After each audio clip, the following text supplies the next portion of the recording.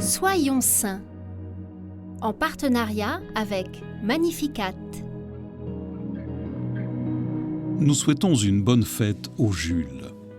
Joseph Moscati est né en 1880 près de Naples. Il obtient brillamment son diplôme de médecine, puis un doctorat en chimie physiologique. Joseph est réputé pour ses diagnostics immédiats et précis qu'il explique par la prière, disant que Dieu est le maître de la vie et que les médecins ne sont que ses collaborateurs indignes. Il se distingue lors de l'épidémie de choléra en 1911 ou pendant la Première Guerre mondiale où il visite sans relâche près de 3000 militaires. On confie à cet excellent chercheur la direction de l'Institut d'anatomie pathologique. Dans la salle d'autopsie, il fait accrocher un crucifix avec cette inscription du livre d'Osée « Ô mort, je serai ta mort ».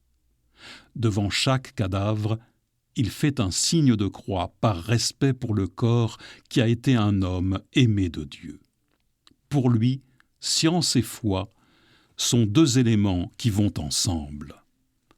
À un travailleur qui a frôlé la mort et qui demande combien il lui doit, Joseph répond d'aller se confesser, parce que c'est Dieu qui t'a sauvé.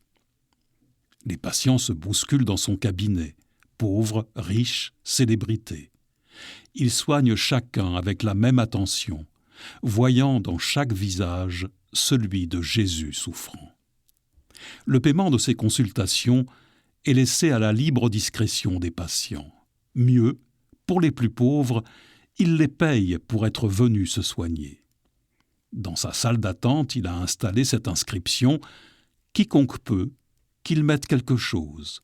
Qui a besoin, qu'il prenne. » Joseph entre dans le tiers-ordre franciscain pour suivre la voie de pauvreté dans la vie quotidienne de saint François.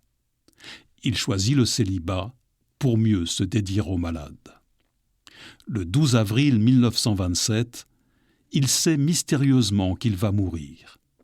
Joseph ne change cependant rien à ses habitudes.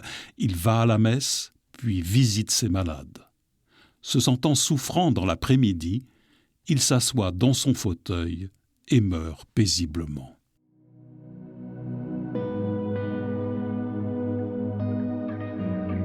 Seigneur, à la suite de saint Joseph Moscati, donne-nous de chercher ce à quoi tu nous appelles, afin de mettre les talents que tu as plantés en nous au service de ton royaume.